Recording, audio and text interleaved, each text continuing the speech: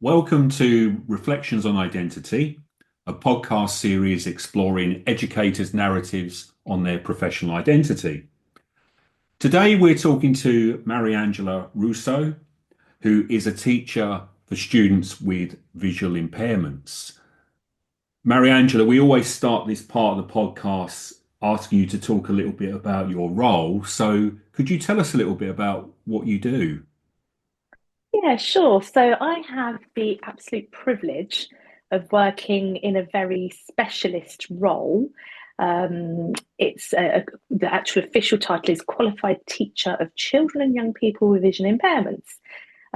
Bit of a mouthful, but in a nutshell, I get the privilege of working with a very wide age range from 0 to 25, and it could be any vision impairment. Some are mild, some are severe.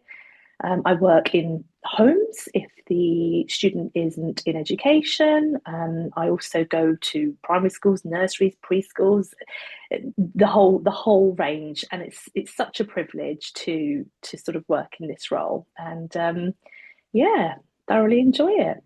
Excellent. Thank you for that, Mariangela. We just wanted to ask you whether your role, because you've told us a little bit about that role, how much of an impact that has in terms of your professional identity and how you view that. So I think it has a huge impact on my professional identity. I think this is probably one of the roles. I've done quite a few roles over my time in education: class teacher, specialist teacher in a PRU, and then working for the local authority in the SEND team, writing and reviewing plans. And I think this is probably the role that's had the biggest impact on my professional identity. And I think it's because I've been able to be me and adopt my values and kind of bring it all together. It's a role where you're dealing with super sensitive issues, really sort of like close to the bone things about, health and medical. Some of the pupils I work with are losing their vision. So it's allowed me to bring those values that I have to the role.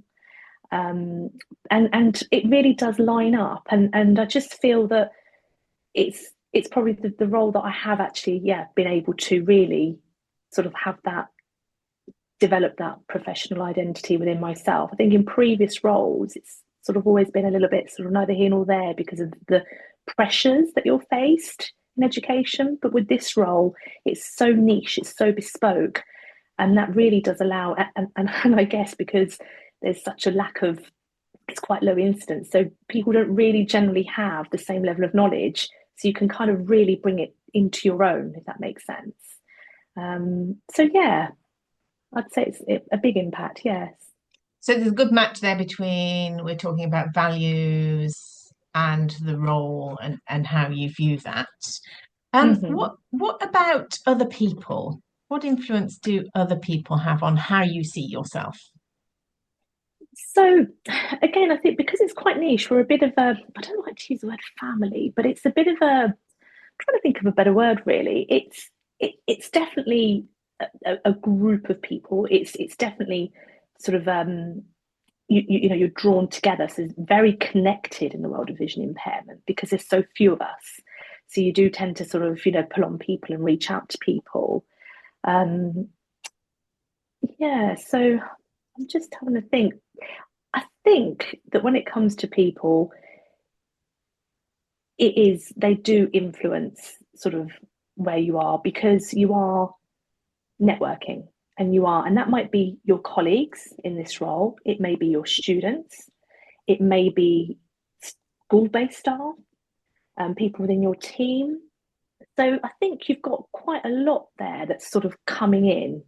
Does that make sense? You're looking at so many different sort of influences. And yeah, it's got me thinking really. Do you mind if I come in briefly, Come Carol? in, I please just wanted do. to ask a little bit more, Mariangela, on the actual values. I mean, you mentioned values earlier. I mean, what would you see as your values in relation to your identity as a professional educator? Oh, now you're asking me. I think the values, I think authenticity is really important to me as an educator. to be authentic and to be trustworthy, and I think approachable as well. They're the sort of key values. So I think relationships is so important in any role that we do, but I've really noticed that relationships in this particular role are huge. You have to work with people, you have to, and not just your students, like parents play a huge part in this role. You're making recommendations about the lives of the children, whether they learn Braille or not, and how they're accessing their learning. These are really important, quite deep things. So I think it's the relationship thing and all the values, that all align with making positive relationships. Being open, being authentic, being honest, are really key in this role, because you can't. I've noticed the difference. The class teacher, you go and you teach your job. You teach your children, you teach your class, and you just go for it. But in this role, the level of teaching that you do is really guided by the others. With what you're doing, it's not just a decision. We're an advisory service, so it's not just a decision that's made by myself. There's a lot of co-production, and if you don't have the relationships and you don't have those core values of being authentic and being open and being warm and transparent and honest and all those nice kind of person-centered values, it makes the job really hard, really, really hard. And I've just recently changed local authorities, and it's so interesting that already at the start, that's been my focus, has been to build those relationships, because I know that without those, it's going to be really difficult to talk about very sensitive things like loss and difficulties in the home. And so so they're the kind of values that I would say I naturally have, that I think I haven't always been able to demonstrate in roles, but in this particular one, it's been absolutely fundamental that I do. Great, thank you. Neil, did you want to follow up on that, or shall I No, I think launch in? I do have another question. Do you have please. making this Please not go. sound like an interview, but we do have another question. I was really interested to know, you've talked a lot about the things that support your values and how that matches quite nicely with the identity. What about challenges? Is there anything that challenges either how your professional identity evolved or has been challenging from the sense of seeing yourself in that role and as a professional? Yeah, I mean, that's probably linked to, I think it's environment. That's massive. So being in a particular environment can really influence that professional sort of identity.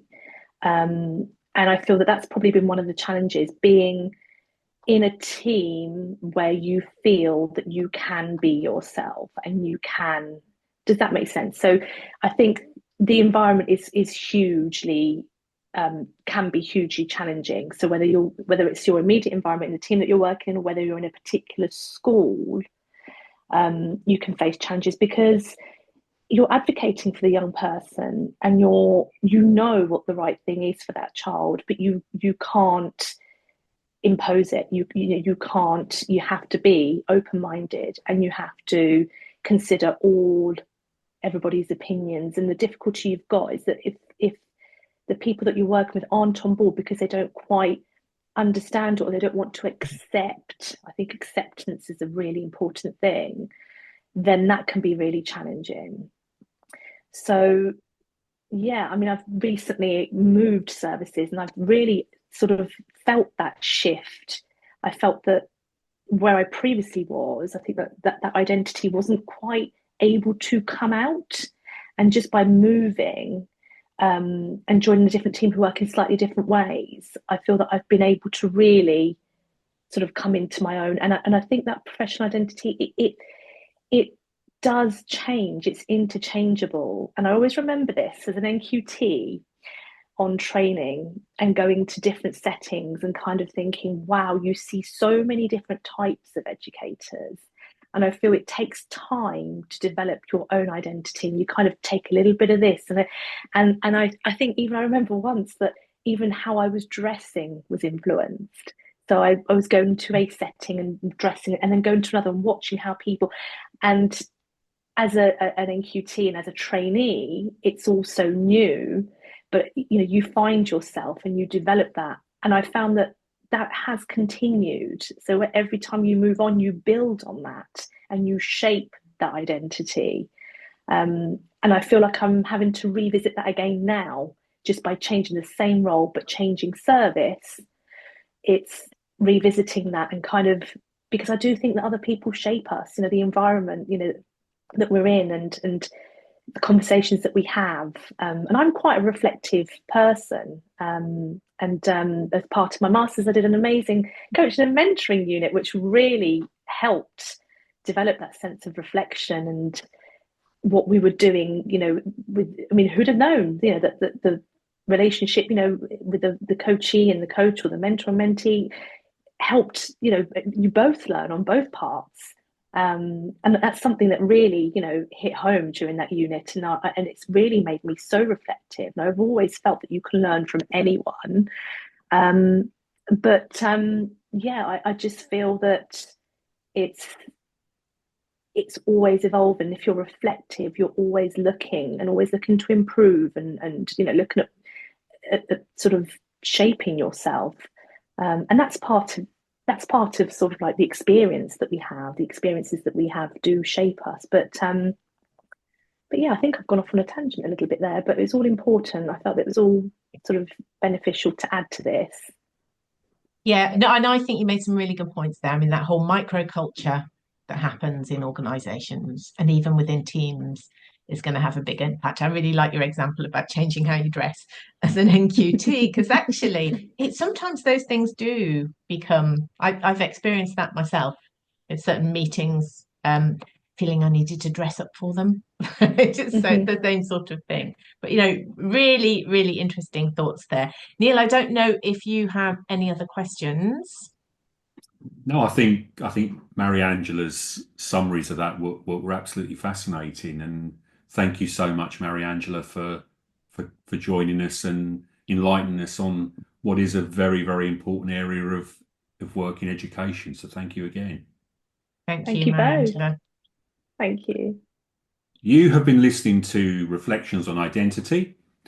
We hope you can join us for the next episode in our series. Click on the bell icon or follow for notifications. And we'd also love to hear from you, so please put any comments on the platforms you use for your podcasts. Bye for now.